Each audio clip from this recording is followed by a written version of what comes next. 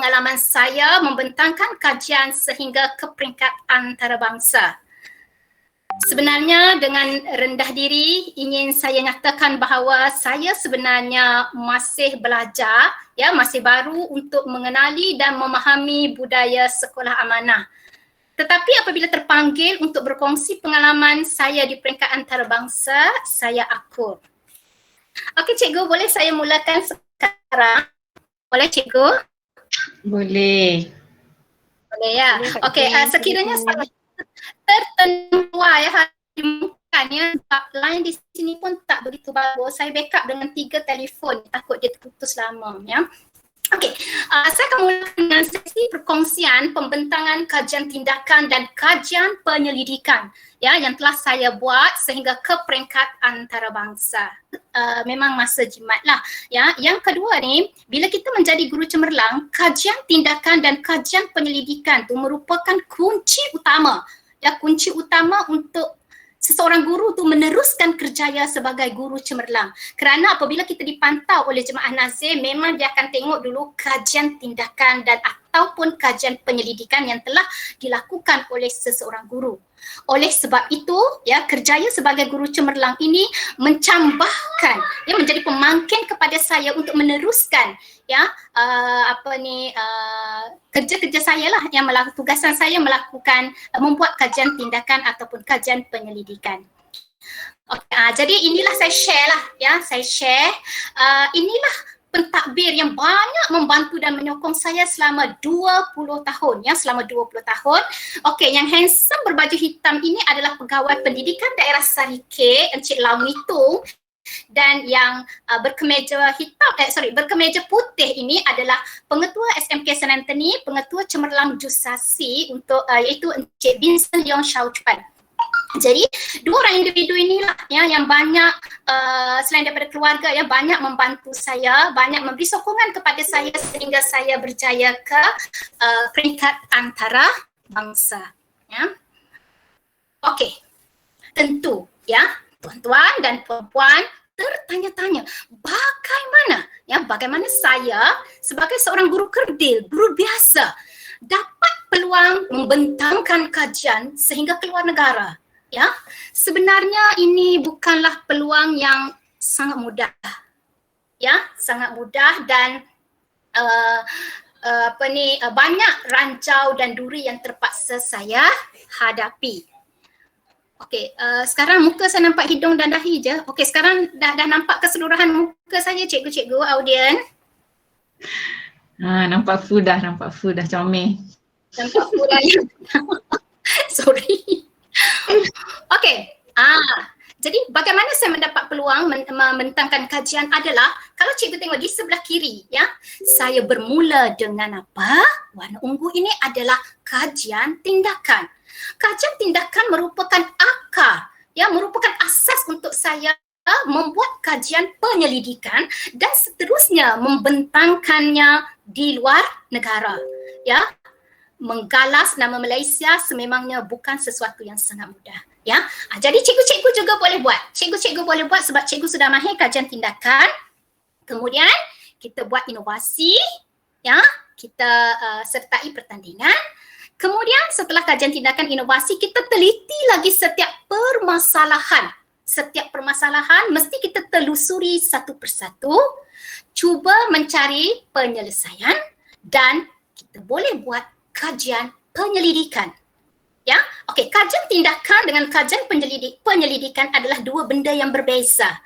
Ya, dua benda yang berbeza. Okey, selepas buat kajian penyelidikan, ya, kajian tindakan, kita boleh bentang. Macam saya bermula dari bawah, saya bentang di peringkat, masa saya mula buat tu, masa tu tak glamour lagi kajian tindakan ni, saya buat sendiri-sendiri.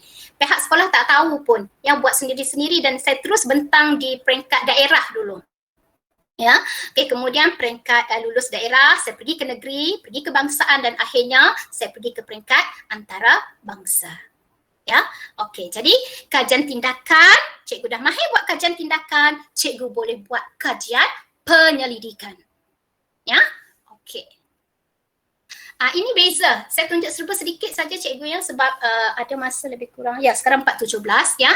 Ini perbezaan antara kajian tindakan dengan kajian penyelidikan.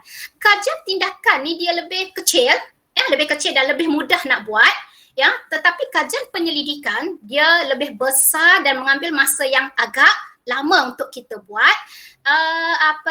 Isu yang sama boleh isu yang sama, cuma kaedah yang berbeza. Okey, dia berbeza dari segi tujuan, reka bentuk, kajian, literatur, persempelan, pendekatan, analisis data, laporan kajian, persempelan, pengkaji dia, pendekatan, intervensi, outcome intervensi dalam bilik darjah, cadangan dan juga contoh. Itu perbezaan dia. Ada 3 slide untuk perbezaan dia. Ya, kalau cikgu nak snap gambar pun boleh. Ya, okey. Tapi agak sukarlah seorang guru terus kepada kajian penyelidikan. Biasanya dari segi pengalaman kita akan mahir kajian tindakan dulu yang kita mula buat di sekolah. Ya, lepas tu baru kita buat kajian penyelidikan. Okey. Contohnya inilah, yang ini tajuk yang memang sangat glamour ramai orang nak buat, ya, pelaksanaan semasa pandemik COVID-19, ya, apa isu yang kita ada, ya, pemilikan peranti digital, kemahiran guru, psikologi, konsentrasi, kestabilan talian, kehadiran murid, disiplin, sokongan ibu bapa. Itu cikgu boleh jadikan satu isu. Itu cadangan lah. Ya, murid-murid di bandar beruntunglah kalau kita tengok ni gambar ni, beruntung sebab mereka ada gadget. Yang di kawasan pedalaman kurang beruntung. Jadi cikgu boleh buat satu isu. Ya, satu isu dan cikgu boleh buat kajian lah. Okey. Bagaimana saya mendapat idea untuk membuat kajian tindakan dan kajian penyelidikan? Ya, okey, semuanya bermula daripada pemerhatian macam Cikgu Norehan kata. Sebenarnya apa yang ada di sekeliling kita, apa yang kita hadapi setiap hari, apa yang kita tengok setiap hari, apa yang kita ajar setiap hari, itu sebenarnya boleh kita jadikan sebagai kajian tindakan. Ya, okey, jadi saya share dengan cikgu, saya kongsi dengan cikgu apakah kegiatan dan sumbangan saya yang membolehkan saya mendapat idea untuk membuat satu kajian tindakan dan membuat kajian penyelidikan. Ya, sebagai seorang guru cemerlang, saya memang dah tetapkan, ya, memang dah ada dalam diri saya 1 tahun saya akan buat 1 atau 2 kajian penyelidikan. Memang agak berat lah, terutamanya masa musim pandemik kita banyak meluangkan masa bersama murid-murid di atas talian, jadi kekangan masa itu sangat selalu berlaku lah, ya. Okey, yang pertama, ya, ini saya share serba sedikit lah cikgu, serba sedikit, ya. Okey, daripada sumbangan saya ini saya boleh buat satu kajian penyelidikan. Ya, okey, di peringkat daerah apa sumbangan saya? Saya jadi jurulatih bahas, jurulatih pidato, jurulatih majlis tilawah Al-Quran, penceramah 3 tahun saya, ini dari tahun 2017, ya, 300 kali, hakim, ya, kemudian juruacara. Di peringkat negeri saya menjadi jurulatih, pembentang, fasilitator, juruacara lagi, pembentang kajian dan inovasi, penulis modul, jurulatih bahas, jurulatih pidato. Okey, di peringkat kebangsaan saya pemeriksa SPM, ya, 20 tahun, pembentang kajian, pentaksir, guru pembimbing pidato, menulis tajuk, bebas, tidak semestinya di sekolah sahaja. Okey, jadi rentetan daripada itu, ya, saya juga terfikir, ya, untuk membuat kajian mengenai kaitan antara guru dengan masyarakat luar, sumbangan guru dengan masyarakat luar. Ya, okey, contohnya apa sumbangan saya yang boleh saya jadikan sebagai isu, ya. Okey, saya menjadi penceramah untuk Bengkel Pantun, ya, saya libatkan di dalam Tazkiyah Abim, dalam IMAD, PSKPP, kemudian menjadi audit dalaman untuk Persatuan Bola Sepak Tunas Sarike, kemudian penglibatan dalam PIBG, ya, di SMK San Anthony, Sekolah Agama, SBP Pulau Serai, Kolej Pemata Pintar dan Ma'had Tahfiz Negeri Pahang. Jadi penglibatan saya di sini, saya boleh cetuskan satu idea untuk membuat satu kajian. Ya. Okey, kemudian kita tengok di sini juga program dan projek khas, projek inovasi yang telah saya lakukan. Ya, 2017 ini tajuk saya lah. Ya, program intervensi bahasa Melayu, PLC, inovasi teknik didam, kajian tindakan PAK 21 dan KEBAT, ya. Kemudian saya buat satu kajian mengenai bengkel PLC, kemudian mengenai modul pengajaran. 2018 saya buat satu kajian mengenai permainan kad peribahasa dan inovasi, ya, inovasi untuk bahasa Melayu. Okey, 2019 di sini saya semakin aktif lah. 2017 saya belajar. Okey, 2019 agak banyak kalau di sini, dan 2019 lah saya mula melibatkan diri dalam pembentangan di peringkat antarabangsa. 2017 hingga 2018 saya lebih kepada kebangsaan lah. Ya, okey, saya ada buat kajian mengenai perspektif terkini dalam kepimpinan pendidikan. Kemudian saya ada menulis modul ya, pengajaran bahasa Melayu untuk guru dan murid. Kemudian terlibat dalam penulisan buku himpunan contoh karangan cemerlang. Nanti saya akan tunjukkan cikgu buku saya. Okey, himpunan esei terbaik. Kemudian saya buat satu kajian. Yang mula-mula dia ni kajian tindakan. Lepas tu saya ubah kepada kajian penyelidikan. Ya, kesesuaian penggunaan cerpen dalam kalangan murid beraliran sains. Ya. Okey, kemudian ini saya bentang ya, saya mula-mula dia kajian tindakan. Kemudian saya kaji lagi, saya buat dalam bentuk kajian penyelidikan, dan ini saya bentangkan di Belanda. Ya. Okey, kemudian kolokium penyelidikan ini di peringkat kebangsaan, saya pertaruhkan teknik 5 jari dalam penulisan karangan.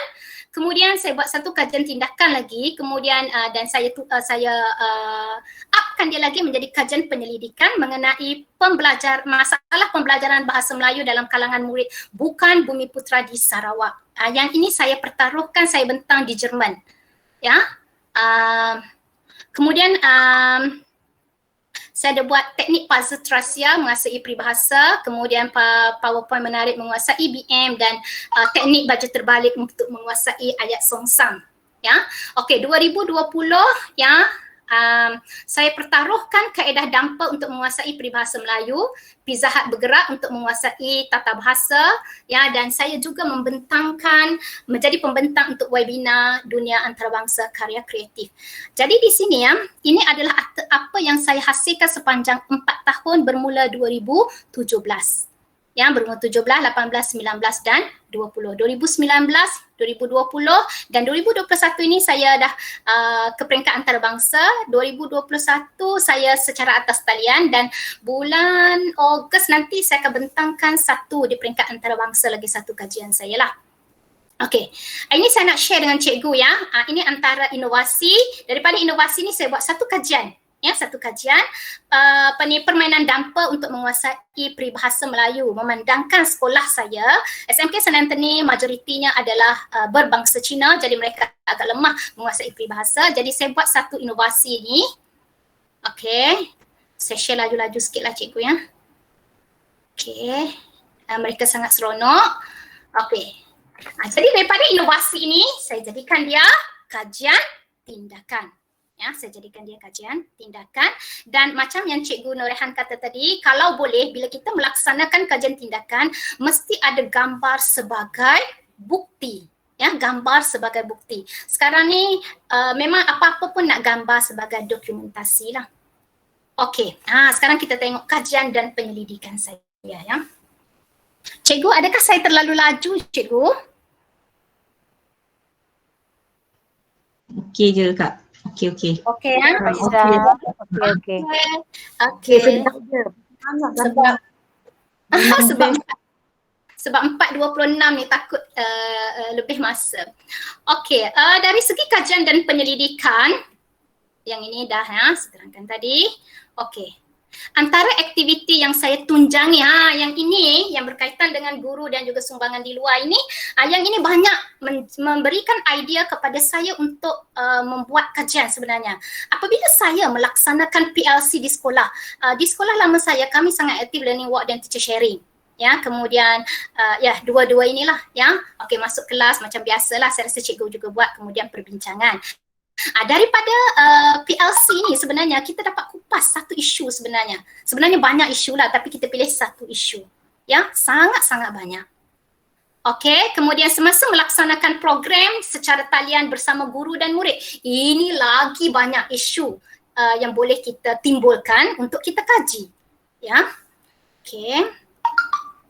Kemudian semasa pengajaran dan pembelajaran di dalam kelas lah.